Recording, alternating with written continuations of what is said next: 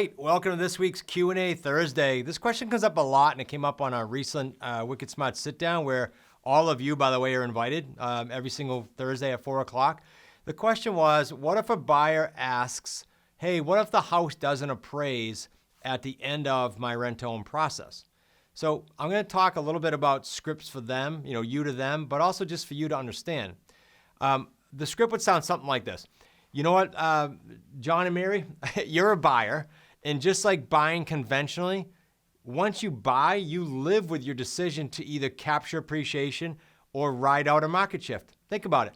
When you buy a house, do you call the bank if the market goes down and complain?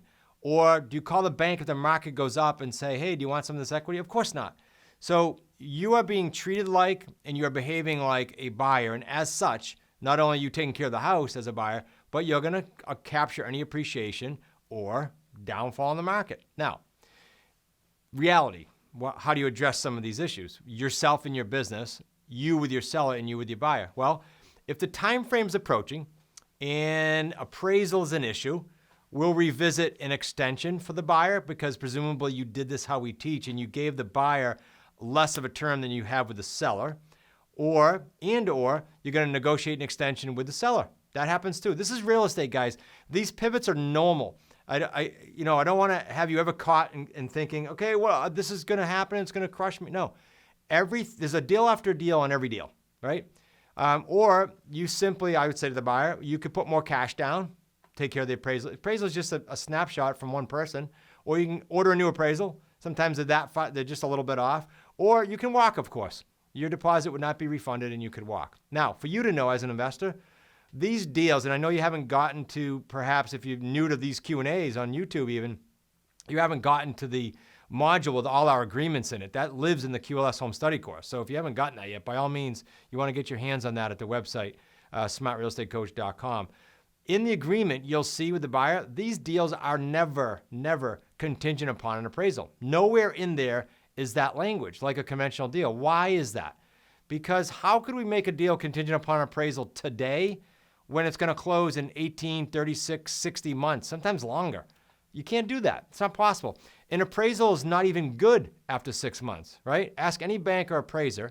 They're looking for solid comps within 6 months. That's the other reason, just reality-wise, you can't do that. And that's why you'll never see it in the buyer agreement. Now, will I tell you that we've been asked that from every buyer? What if it doesn't appraise? No. I can't even, maybe Nick, our buyer specialist, my son, can tell you more accurately, but I'll tell you that out of the hundreds of deals we do and did, I can remember maybe a small handful when I was intricately involved in the whole process at the beginning that we got asked that. And on one occasion, just one, because we were comfortable with the market, we were comfortable with everything, we actually put a component in there that said we'd renegotiate if the appraisal came in too low. I also said to her, it was a woman at the time, I also said, okay, so if it increases in value, are we going to be able to increase the price? And she agreed to that. And I think we came up with like 25% of the increase, which was, I think it was crazy for her to do that, but that's what we did. That was a one-off. I don't want to make that a norm for you by any shape, form, or fashion. Now, if you would like to kind of hear more Q&As, not just on this playlist here on YouTube, but you kind of like to get in the trenches more with us, I alluded to at the very beginning of this video, the weekly Wicked Smart sit-down, but also why not come camp out at our live events? There's only 2 a year. And post-COVID, it's just awesome being back in the room, and there's no better environment to be in where Q&As are being brought up on stage because of what's going on in the room.